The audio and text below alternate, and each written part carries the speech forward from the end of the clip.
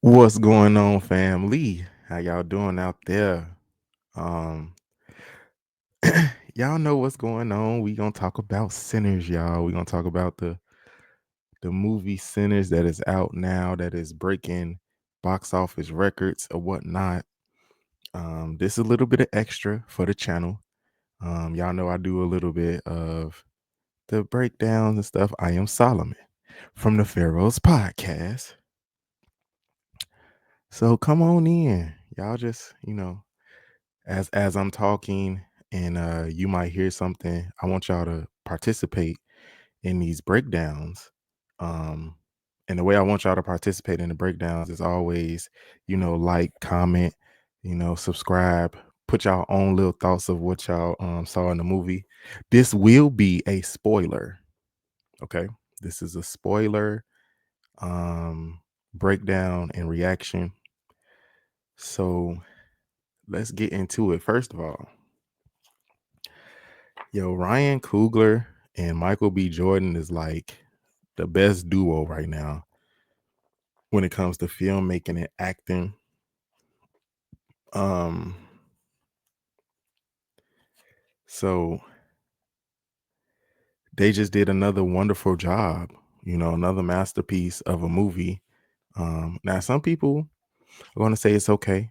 A lot of people that I talk to already give it a 10 out of 10. I give it a 8.5 out of 10 just for having to have wiggle room to grow and learn, and for Ryan to continue to push his pen or push, his acting.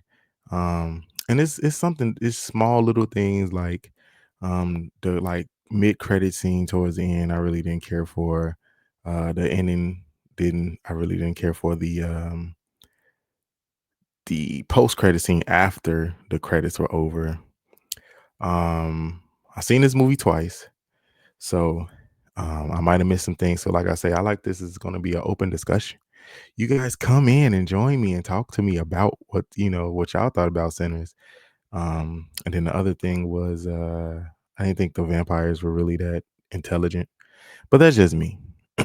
So let's get into it. Let's get into it. First of all, so Sinners is when it first come on, you have the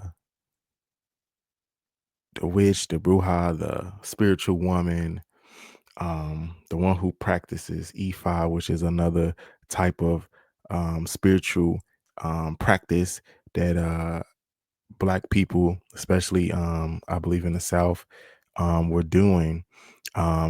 But she tell her name is Annie, I think Annie, and she begins to tell a story about you know, what different types of people called demons or vampires or things of that nature. For the people who don't really, who are just looking at this as an entertainment movie, on the surface level, it is a vampire movie at surface level, but there's always hidden messages and meanings in movie and storytelling. Um, so So that's how it starts off with her little images and her trying to set the tone for the movie. And then opens up with little Sammy, guitar player, preacher boy, who you know is with his father, who was a pastor. And this movie is about music and the power music has. And it's crazy that it's happening during a time of all of these, the music industry is being shook up and changed, and from lawsuits to allegations. We talked about this on the Pharaoh's podcast. When it comes to Diddy, when it comes to Drake, when it comes to Kendrick Lamar, there's just so much that that is going on right now when it comes to music. And so one of the first things that I had mentioned on a Pharaoh's podcast on Monday was, the timing of the release of this movie, which is um, right before Easter. This was Good Friday when it was Good Friday when this was introduced. So I want people to, pay attention to these types of things when it comes, movies are not just entertainment all the time. Movies, they come into our lives and they tell us certain things at a grander scale that maybe we can't understand. And so hidden messages in movies are real. Now there are some people who feel it's so real that they can't watch the movie. They feel like the movie is demonic. Well, scary movies usually are. Scary movies usually have that type of feel like, oh, I'm scared to, or I can't handle, or whatever. Like they can't watch it for real. So um just be mindful of what you are putting into your subconscious. You can never unhear or never unsee anything. Okay. So let's go back to the movie. So yeah, Sammy Preacher Boy, he wanted to go out, with his cousins, which was played by twin cousins, which was played by Michael B. Jordan. Both of them name was Stack and Smoke, the Stack and Smoke brothers, right? And so what happened after he went to go find his guitar, because it was in the church with his father, with the pastor. And one of the best lines of the movie was when he was with his father and he said, if you keep dancing with the devil, one day he gonna follow you home. That was just like a pre-warning, of what was going to happen eventually inside of the movie. So then, so like I say, so he wanted to go and be with his cousins because they had a juke joint. They were coming from Chicago back down to Mississippi. They're from Mississippi, Clarksdale, Mississippi. And they both had two different colors on, So one twin had on red, the other twin had on blue. Stack had on red, Smoke had on blue. Okay. And you know, we all know that colors represent different things. And so, I just thought about the Matrix right away of the two different peels, the red and blue peel. But in this movie, I don't think it really tied into that type of meaning. But you have you know, the pastor calling the music that Sammy wanted to play and on the guitar, the devil's music and things of that nature. And I want to get into that, right? So a lot of music when it came back then about um church and gospel versus, they call it the secular music, or the music that is the devil's music or is bad music or whatever. No, it wasn't that. It was more so, you know black people invented rhythm and blues. Okay, at the end of the day, white people during that time period, was like, yeah, they'll pay for some entertainment. They'll pay for these black people, to perform for them, but that don't mean they like them. That don't mean they like them at all. So I think that was another play on the whole devil's music, right? And so then we have so the brothers split up. Okay. They wanted to buy before they split up, before they had went their separate ways, we are introduced to these two twins, like I said, and one is went to go see the woman Annie who was talking at the beginning of the movie when it first came on. And then the other twin went and found all of the people that he needed for them to open up their business. They were opening up a juke joint and they were buying it from some man who we later found out in the movie is part of the Ku Klux Klan, and there was a whole hidden ruse of they were gonna, let them have a little juke joint, or they gonna have their little place, and they were gonna go, and the Ku Klux Klan was gonna go kill them, was gonna try to kill Smoking Stack, because of the racism in the South. Um, that's what we found out later on in the film. But going back to, the brothers going to split up. So we have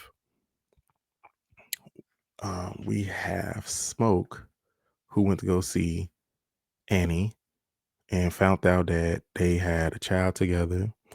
We found out that, they were some hitmen, they were some gangsters, they were some soldiers, supposedly worked for Al Capone. We don't know if that was true or not. We just know that they robbed um whoever they needed to rob to get all the supplies and things that they got from the north, from Chicago, and this is why they was able to get the money and the liquor to start them a juke joint. And I believe, we don't have that type of space anymore this time in 2025 of America and American history. I just don't think that we have safe havens or places just for us. They use the FUBU line in the movie, for us by us, but we need more of that, especially now because, and I know why people, of course, have not been able to do it because they are afraid. They have been afraid to, I want to say, um, build another Black Wall Street because it burned down, you know. And now that we are in our way of America, the brink of another depression, as they want to say, Great Depression, saying that we're still in a recession or things of that nature because of tariffs and all that stuff. We can get political and all that stuff later, but I believe that it still takes courage for you to say, "Hey, you know what? This is for our people, for us to be safe and things of that nature." And I understand, we're in a different time. So, racism, people, you can't say, "Oh, white people can't do this."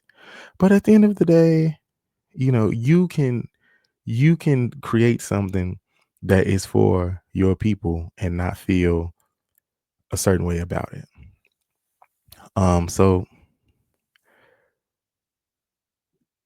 So Stack went to go to the train station. Now, during that time of the time that this movie takes place, um, there was the train stations down there in the South was like, exactly like little waypoints for Black people to um get whatever they need. It was like meet up little spots of, information, news, and things of that nature, during those time periods. But and so that's where Stack went to go get, majority of the people for the juke joint. Um he met another person there that was playing a harmonica who went and played the piano for them for that night. That helped out Sammy with the guitar. And so he, went and got the partiers and got the rowdy people. And then Smoke went to go get the spiritual woman, the person who's supposed to protect the house, and which she did. And I think this movie probably would have took a different turn actually if she wasn't even there at the juke joint, which is another crazy situation.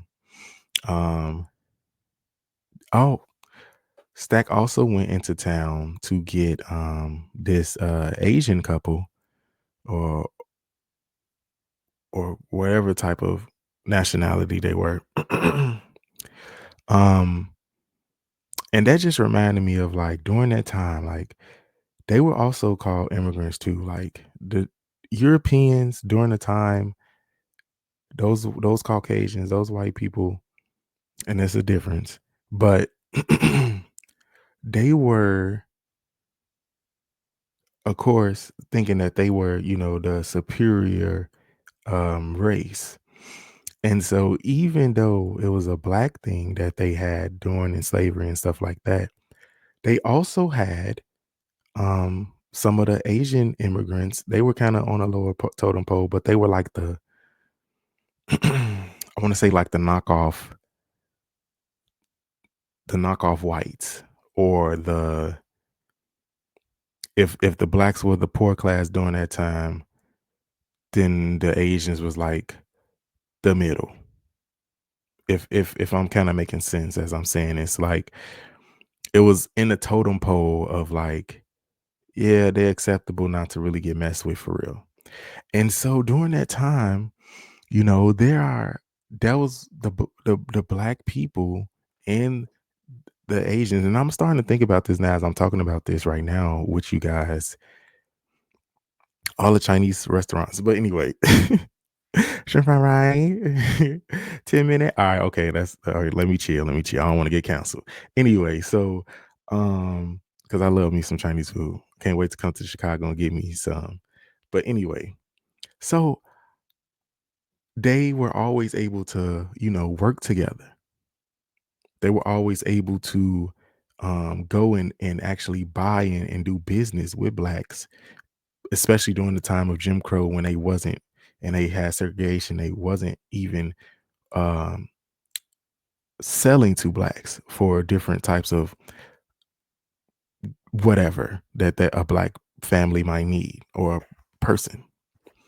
So I see in the movie that they were working together the most. Now, if you all seen the movie, the wife, okay, she the reason why they had to, most of the black people then died up in there at the end, because she wanted to, she was so mad, she wanted to tell everybody come in and all this other stuff.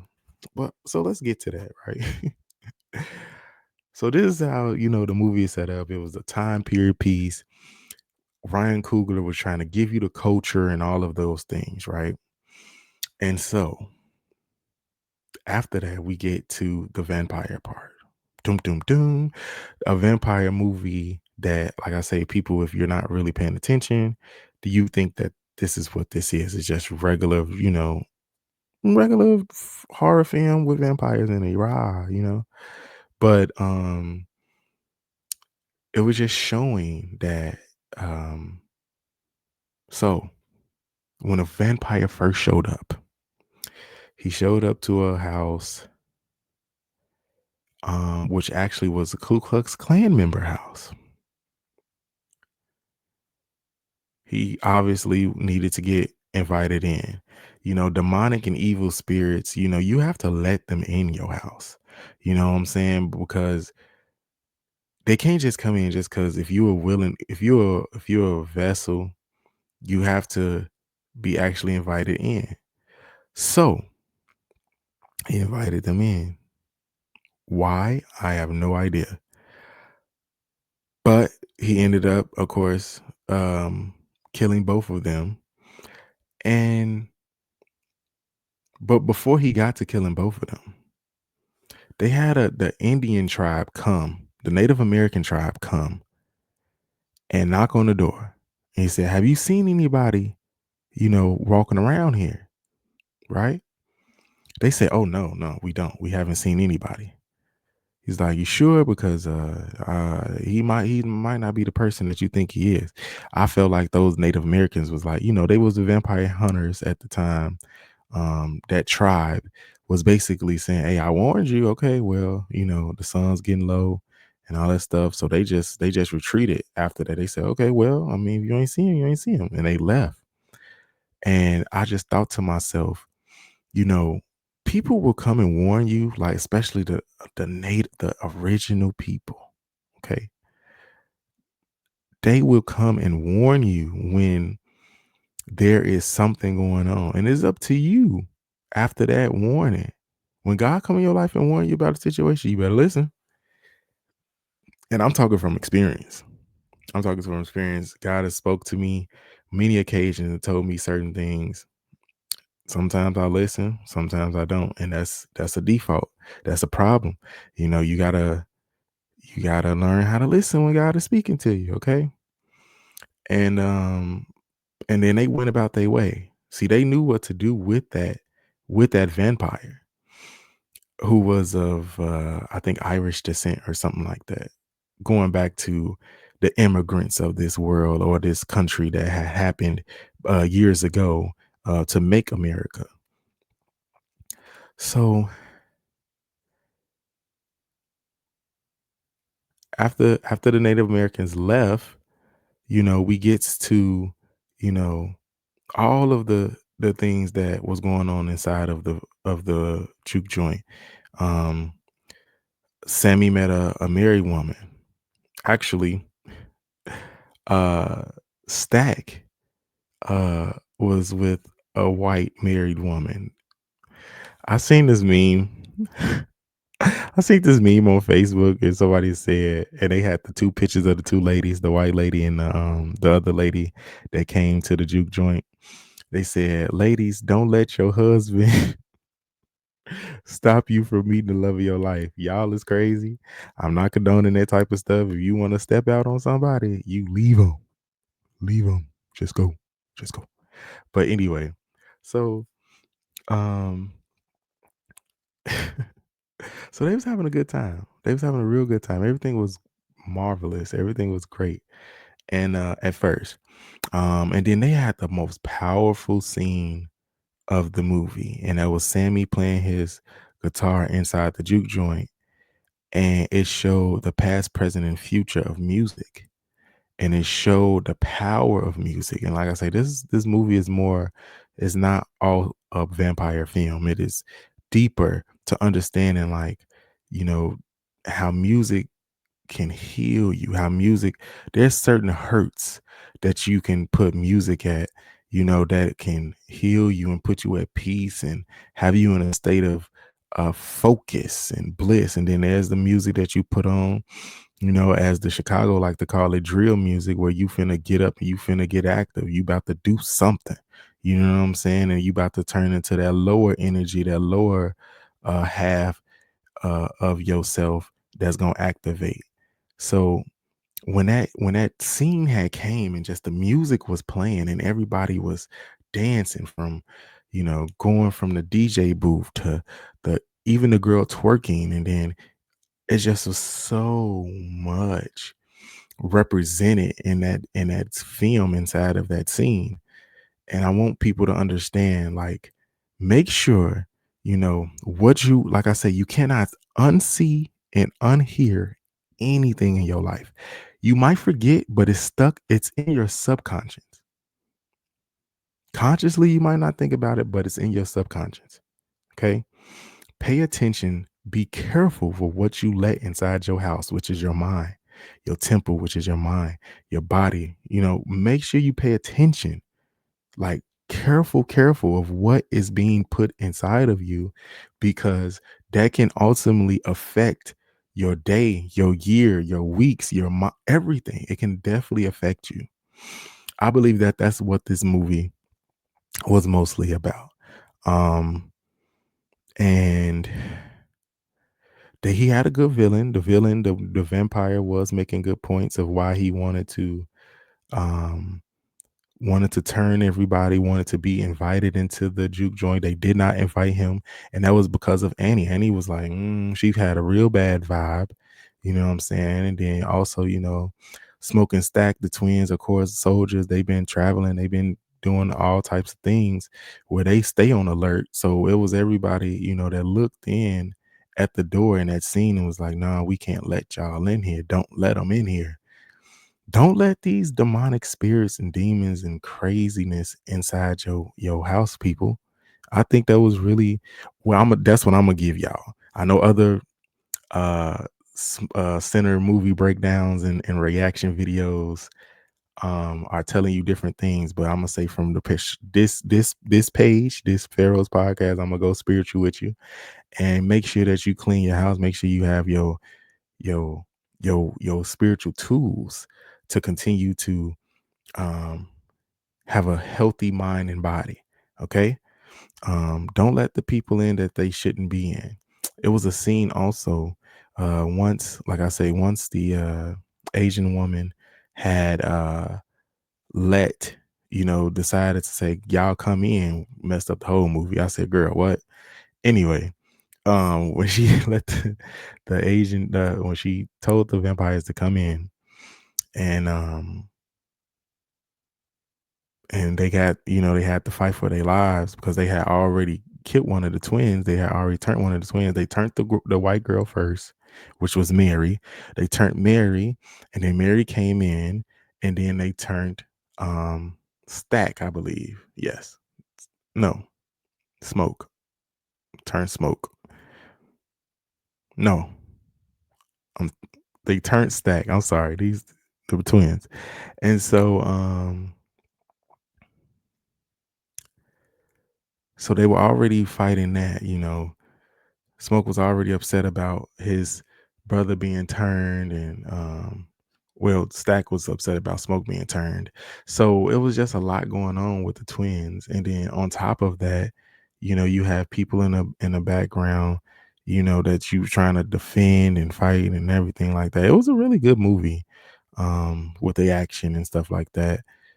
And so once they got in, and they got outside and everybody's fighting, and it looked like the vampire was trying to baptize Sammy.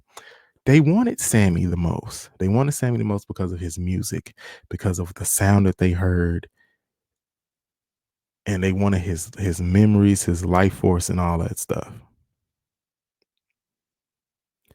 Once that happened, they got to like this water, this like little puddle of I don't know if it was like it was some water that was deep enough for them to, like a lake or something, for them to be inside of, and it was like a battle inside of the water, and which was crazy. And so when he was about to bite him, the vampire was about to bite him. Sammy went back to his roots and he did a prayer. He said the Lord's Prayer, and the vampire said the Lord's Prayer with him. And that's to let you know another thing too. Even the devil come to church. Even a demon know the word. Just because somebody know the word don't mean that they saved and sanctified and all this other jazz. They don't mean that they know what's going on. They don't know. They don't know. They don't know what the truth is. They just want to. They know exactly what you know, so they can blend in and manipulate you to doing what they want. They say that the devil come to church too. So that was another eye opening scene. That part that I really where I really thought about, movies. Like I say, they tell a story on a grander scale that is more than entertainment. Anything that is paid to distract you, that's why it's millions of dollars in it, because it's distractions. Sports, distraction. Movies, distraction. That's why they get paid. Entertainers, celebrities, distractions. That's why they get paid so much. Distraction, or keeping attention, or your mind, is a full-time job. It's a big business, just like the pharmaceutical companies. That's a whole nother breakdown and discussion. But um, so towards the end, they were able to, I'm gonna say, Smoke